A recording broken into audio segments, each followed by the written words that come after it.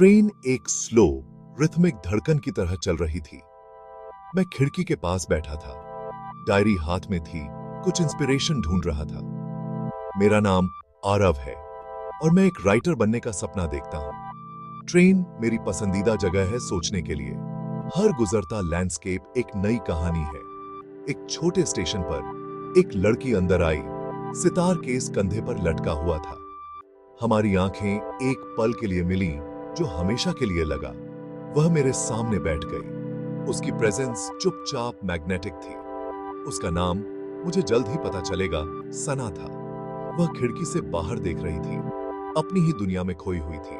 मैंने लिखने का नाटक किया, लेकिन मेरा पेज खाली था। मेरा दिमाग उससे भरा हुआ था।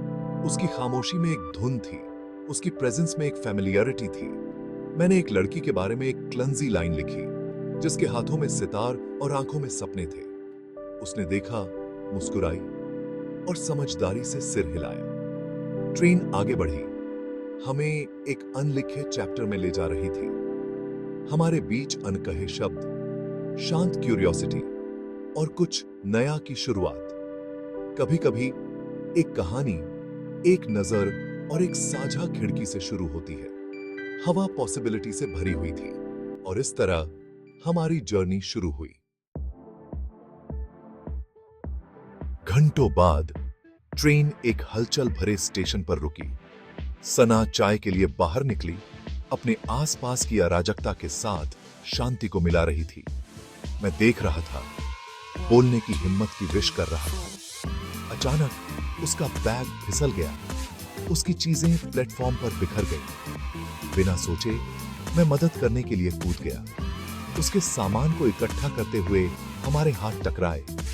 एक चिंगारी, छोटी लेकिन इलेक्ट्रिक। ट्रेन चलने लगी। हम हाथ में हाथ डाले भागे और साथ में ट्रेन में चढ़ गए। सांस फूल रही थी। हमने एक मुस्कान शेयर की जिसने आइस तोड़ दी। थैंक यू, मैं सना हूँ। आरव, मैंने जवाब दिया। दिल जोर से धड़क रहा था।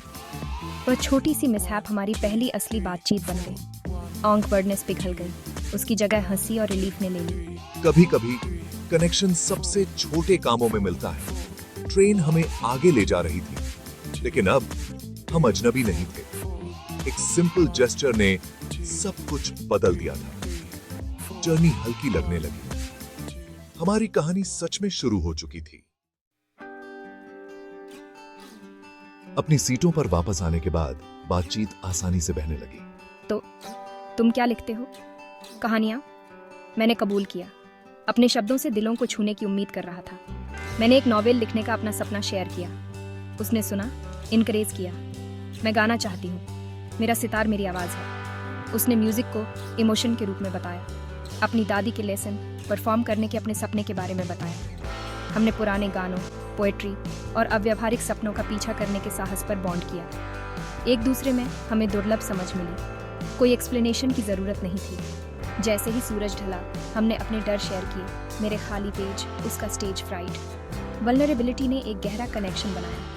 जर्नी खुद ही एक डेस्टिनेशन बन गई। दो सपने देखने वाले, एक ट्रेन और एक बॉन्ड जो किस्मत में लिखा हुआ लगा। बाहर का आसमान ऑरेंज और पिंक चमक रहा था। उम्मीद के लिए एक परफेक्ट बैकड्रॉप। हमारे दिल खुले थे। हमारी कहानियां आपस में घूमती हुई थी। बाहर की दुनिया फीकी पड़ गई। केवल हमारी बातचीत मायने रखती थी। रात हो गई और ट्रेन की रिदम हमारी लोरी बन गई।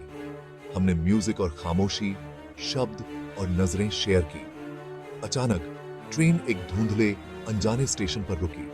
यह मेरा स्टॉप है, मुझे जाना होगा। विदा अचानक थी, अधूरी। उसने अपनी चीजें इकट्ठा की, दरवाजे पर रुक गई। तुमसे मिलकर सच में बहुत अच्छा लगा आरव। मैंने एक शांत अलविदा कहा और ज्यादा समय की विश की। वह रात में गायब हो गई, पीछे खामोशी और लॉगिंग छोड़ गई।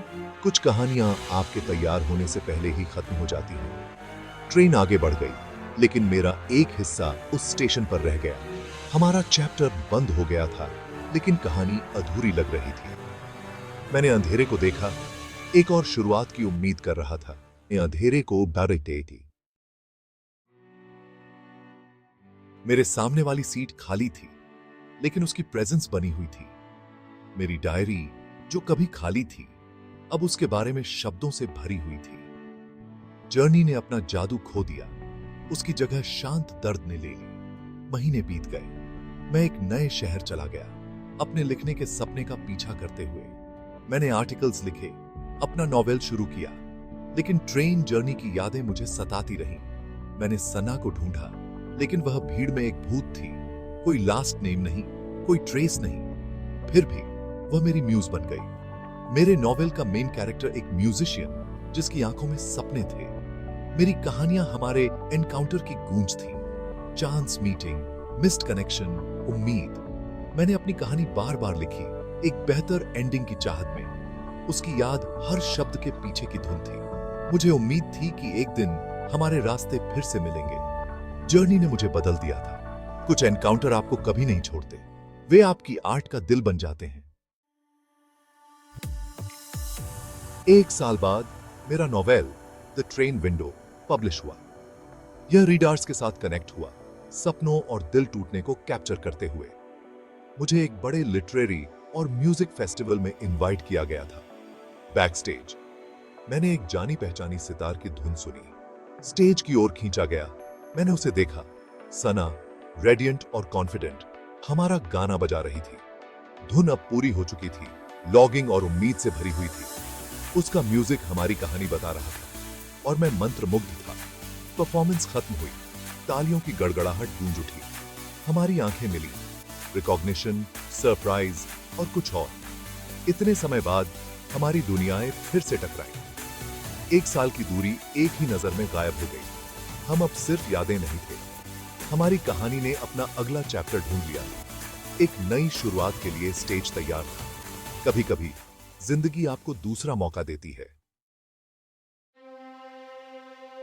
मेरी सेशन उसकी परफॉर्मेंस के बाद थी। मैंने स्टेज पर गया, दिल तेज धड़क रहा था। सना फ्रंट रो में थी। होस्ट ने मेरी इंस्पिरेशन के बारे में पूछा। मैंने सन्ना की ओर देखा और अपनी कहानी बताई। 2 अजनबी, एक ट्रेन, एक साझा सपना। मैंने वह चैप्टर पढ़ा जहां हमारे फिक्शनल सेल्फ पहली बार मिले थे। सना की आंखें चमक उठी, दर्शक मंत्रमुग्ध थे। तुम्हारी कहानी में धुन, क्या होगा अगर उसने इसे पूरा किया, उस राइटर के लिए जिससे वह मिली थी। हॉल शांत हो गया, सभी की आंखें हम पर थीं। मैं मुस्कुराया। राइटर इसे सुनने का इंतजार कर रहा था। होस्ट ने सना को स्टेज पर इनवाइट किया। हम साथ खड़े थे। स्पॉटलाइट ने हमारी दुनियाओं को एकजुट किया। हमारे बीच की दूरी खत्म हो गई थी। हमारी कहानी अब फिक्शन नहीं थी, यह असली थी, सबके सामने खुल रही थी। सना के साथ स्टेज पर घर आने जैसा लगा।